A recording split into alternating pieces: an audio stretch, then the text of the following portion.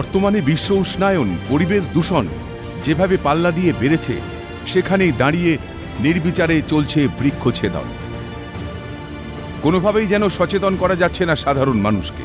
রবিবার রাতের অন্ধকারে নিউ টাউনের কদমতলা এলাকায় দীর্ঘদিনের একটি পুরনো বটগাছ কাটার দিয়ে কেটে ফেলে দেওয়া হয়েছে রাস্তার ওপরে। ঠিক তেমনইভাবে সৌন্দর্যায়নের জন্য নিউ টাউন বিশ্ব বাংলা সরণিতে রাস্তার উপর লাগানো গাছগুলোকেও অমানবিকভাবে কেটে ফেলা হয়েছে। প্রায় 50 মিটার জুড়ে এইভাবেই গাছ কেটে ফেলা হয়েছে।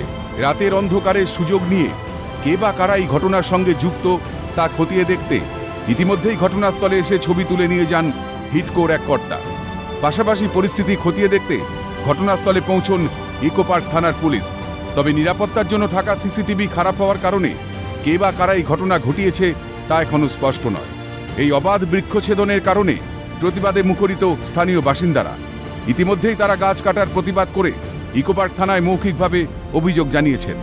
যাতে ক্ষতি না করতে পারে সেই গাছটাকে কেটে দেওয়া হয়েছে রাতের অন্ধকারে, এবং রাস্তার ধারে এইগুলো দেখছেন এই গাছগুলো কেটে দিয়েছে। আমরা কেউ জানি না, অজান্তে মেশিন দিয়ে কেটে দিয়েছে। কিন্তু এই গাছটা অপরাধ কী করেছে যে এই গাছটাকে কেটে দিতে হলো? কে এই কাজ করলো? আমরা এর সঠিক তদন্ত চাই। নিউ টাউনের কদমতলায় দীর্ঘদিনের যে বটগাছটি রাতের অন্ধকারে কেটে ফেলা হয়েছে, সেই গাছের সঙ্গে সন্তান স্নেহে জড়িয়েছিলেন মঙ্গলা নস্কর।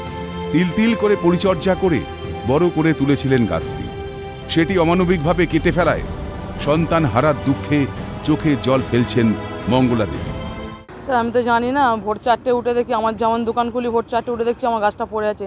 গাছটাকে বহুত আমি কষ্ট করে ছোটো থেকে মানুষ করেছি, কিন্তু গাছটা এভাবে কেটে দিয়েছে। তার আমি চাই বদলা নিতে চাই যে গাছটাকে আমার কে কাটলো।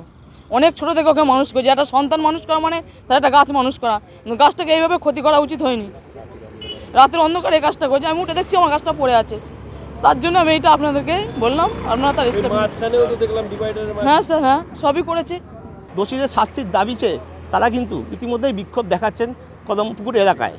ইতিমধ্যেই কিন্তু ইকো পার্ক থানার পুলিশ ঘটনাস্থলে এসেছেন এবং ঘটনাস্থল পরিদর্শন করে গেছেন, এবং এর পাশাপাশি ইকো পার্ক থানার পুলিশ কিন্তু ছবিও তুলে নিয়ে গেছেন।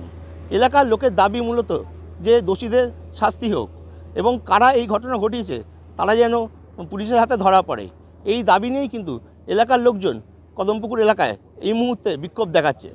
একটি গাছ একটি প্রাণ। যুগ যুগ ধরেই গাছের প্রয়োজনীয়তা সম্পর্কে মানুষকে সতর্ক করা হচ্ছে। বিশ্ব উষ্ণায়ন, পরিবেশ দূষণ এবং গত কয়েক বছরের কোভিড মহামারী মানুষকে বুঝিয়েছে কেন প্রয়োজন রয়েছে গাছের। তারপরও হুঁশ ফিরছে না মানুষের। রীতিমতো স্মার্ট সিটি বলে খ্যাত নিউ টাউনে রাতের অন্ধকারে নির্বিচারে এতগুলো গাছ কারা কিভাবে কেটে ফেলল জানেন না কেউ। এই কি তাহলে স্মার্টনেসের নমুনা? এই কি তাহলে স্মার্ট সিটির যথার্থ উদাহরণ? প্রশ্নগুলো কিন্তু থেকেই যাচ্ছে। শুভদীপ মান্নার রিপোর্ট, ক্যালকাটা নিউজ।